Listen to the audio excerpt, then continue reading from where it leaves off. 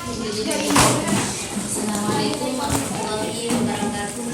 Waalaikumsalam warahmatullahi wabarakatuh. Al-Fatihah.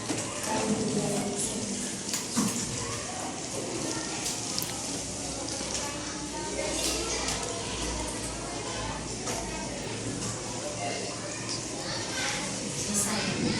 Selamat siang adik-adik. Siap. Sudah sarapan? Sudah makan siang? Sudah. Berarti semangat ya belajarnya ya. Iya. Oke, sekarang kita buka LKS-nya. Kita buka.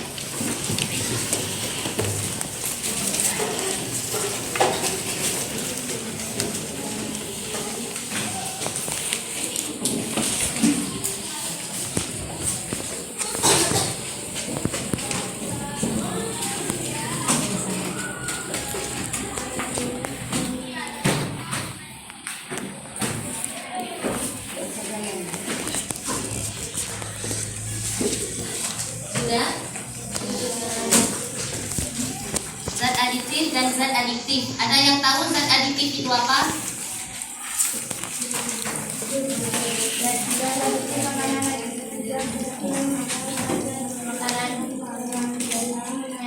Ya, zat aditif itu adalah zat-zat yang sengaja ditambahkan dalam makanan. Fungsinya untuk apa? Untuk menambah cita rasa, tampilan, warna, atau daya simpan. Di sini ada beberapa pengertian tentang zat aditif menurut para ahli. Yang A, menurut WHO dan WHO, bahan-bahan yang ditambahkan dengan sengaja ke dalam makanan dalam jumlah sedikit dengan tujuan untuk memperbaiki warna, bentuk, cita rasa, tekstur, atau memperpanjang masa simpan. Yang B, menurut Codex Alimentarius, bahan yang tidak lazim dikonsumsi sebagai makanan dan biasanya tidak dipakai secara khusus sebagai campuran makanan. Yang C, menurut Permenkes RI, bahan yang ditambahkan dengan sengaja dan dicampurkan sewaktu pengolahan bahan makanan untuk meningkatkan mutu. Nah, di sini zat makanan yang ditambahkan dan dicampurkan pada waktu pengolahan makanan untuk memperbaiki tampilan makanan, meningkatkan cita rasa, perkaya kandungan gizi, dan menjaga makanan agar tidak cepat busuk. Bahan yang tergolong ke dalam zat aditif makanan harus dapat memperbaiki kualitas atau gizi makanan, membuat makanan tampak lebih menarik, meningkatkan cita rasa makanan, dan membuat makanan menjadi lebih tahan lama atau tidak cepat basi dan busuk. Nah, di sini ada yang tahu zat aditif itu dibagi menjadi berapa? Yang pertama,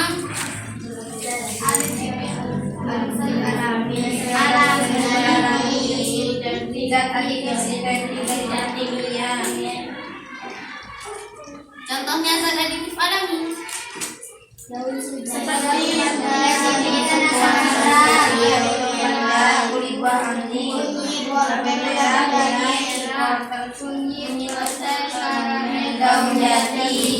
Ya, kalau zat aditif yang buatan ini biasanya dari bahan kimia yang sengaja dibuat oleh manusia untuk menggantikan zat aditif alami. Di sini berdasarkan fungsinya baik alami maupun sintetis, zat aditif dapat dikelompokkan sebagai zat pewarna, pemanis, pengawet, dan penyedap rasa. Zat aditif dalam produk makanan biasanya dicantumkan pada kemasan seperti terlihat pada gambar berikut. Di sini ada kan? Coba dilihat. Ada yang bawa makanan enggak? Ada? Coba mana bungkusnya yang bawa makanan? Ada apa enggak? Ada. Coba lihat sini.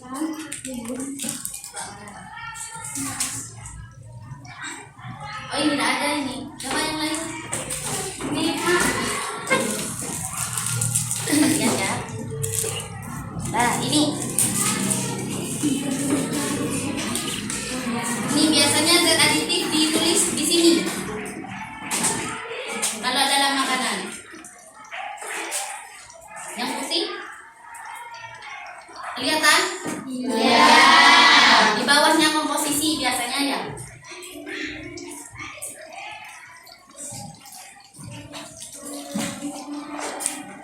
Ini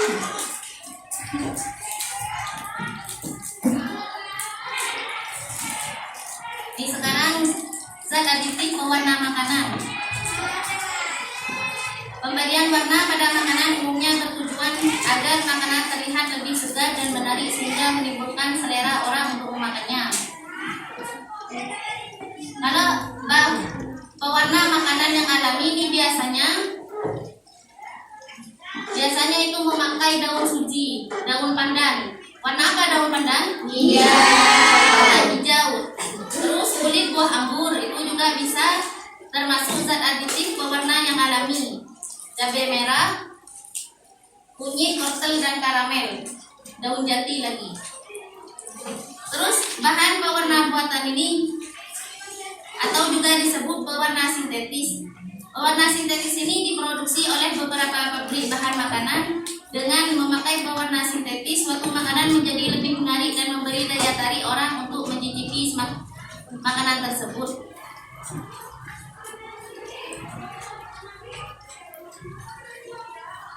Ini ada beberapa contoh pewarna buatan. Warna ungu. Biasanya ini namanya di sini violet GB. Benzyl violet. Ini bisa dibaca sendiri ya di bawah. Iya.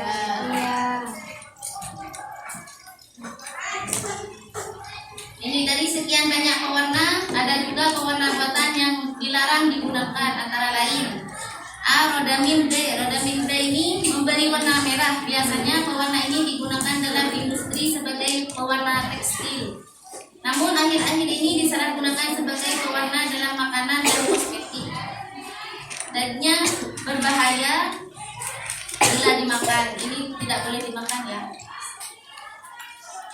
Bisa memicu kanker. Jadinya kalau di sini ini dilihat dulu ya. Ada kandungan apa saja.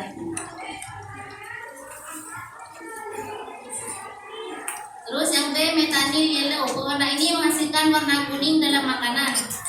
Methanol yellow ini digunakan dalam industri tinta dan cat, namun disalahgunakan sebagai pewarna makanan, seperti pada mie dan tahu. Pewarna ini dilarang karena bersifat karsinogenik.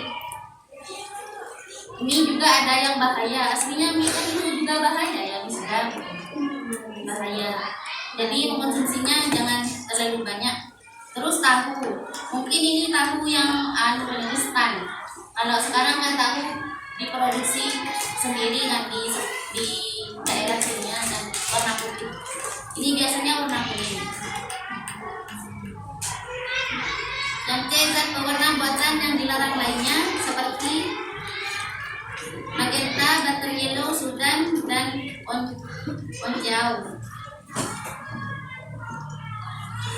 Terus yang kedua, bahan pemanis. Bahan pemanis ini yang alami ini biasanya gula pasir, gula merah, gula batu, gula bit, madu. Tapi itu tidak boleh dikonsumsi terlalu banyak bagi orang yang penderita diabetes. Di sini ada gak keluarganya yang menderita diabetes? Ada. Ya nanti ya kalau pulang, kalau makanannya terlalu banyak mengandung gula, itu disuruh mengurangi atau diganti dengan sekarang gula tropikal. Itu gula jagung, itu baik buat penderita diabetes. Kalau dari bahan pemanis buatan ini contohnya sakarin, sorbitol, siklamat, aspartem, neotam. Terus yang ketiga, bahan pengawet. Bahan pengawet ini bahan kimia yang dapat mencegah atau menghambat proses fermentasi, itu pembusukan.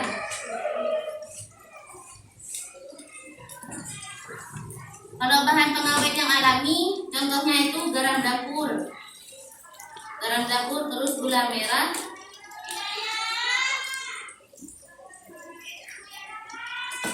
garam dapur ini berfungsi untuk menghambat pembiakan bakteri seperti mikroorganisme jika meracuni daging. Coba, ada yang tahu nggak makanannya orang Korea? Tahu kimchi? Itu kimchi itu dari bahan pengawet alami atau buatan? Alami. Kenapa kok bisa?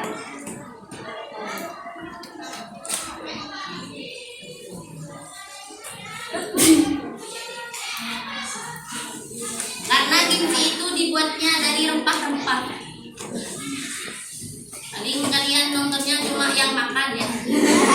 Kalau kimchi itu dibuat dari rempah-rempah dan cuka, jadinya itu dari bahan alami.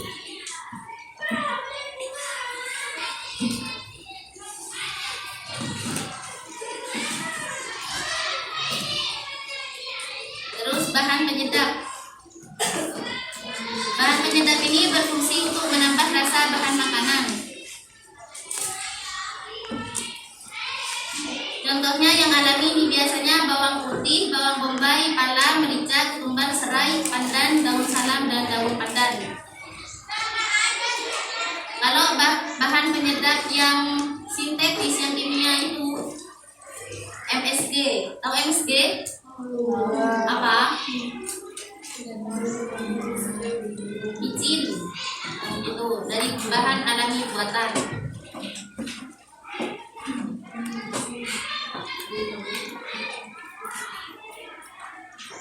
Terus yang nomor 5, pemberi aroma. Pemberi aroma adalah zat yang memberikan aroma tertentu pada makanan atau minuman. Penambah zat pemberi aroma dapat menyebabkan makanan atau minuman memiliki daya tarik tersendiri untuk dinikmati. Zat pemberi aroma ini bisa berasal dari bahan segar atau ekstrak dari bahan alami, seperti buah nanas, ekstra buah anggur, minyak asiri, dan vanili. Bisa dari selai-selai, itu pemberi aroma itu yang alami.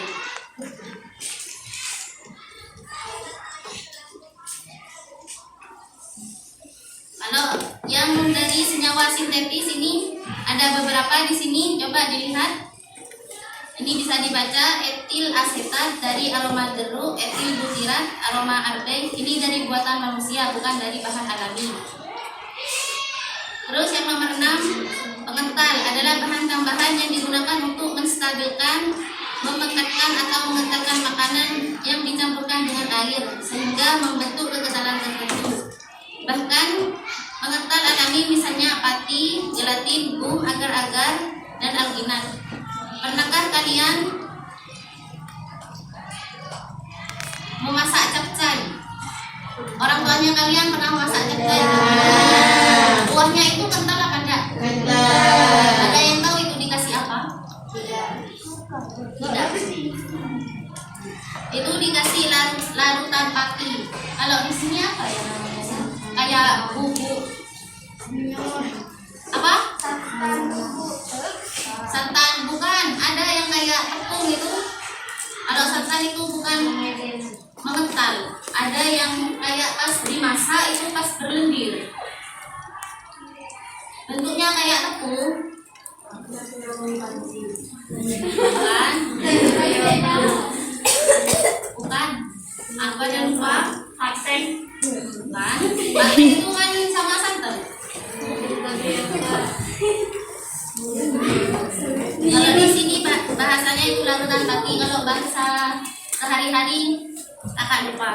Nanti kita cari ya. Yang nomor 7, pengemulsi. Pengemulsi adalah bahan tambahan yang dapat mempertahankan penyebaran dispersi lemak dalam air dan sebaliknya. Ini contoh zat pengemulsi makanan adalah lecitin yang terkandung dalam kuning telur maupun dalam kedelai. Lecitin banyak digunakan dalam pembuatan mayones dan mentega apabila tidak ditambahkan zat pengemulsi lemak dan air pada mayones dan mentega terpisah. Dari sini mungkin ada yang mau ditanyakan tentang bahan makanan aditif. Ada?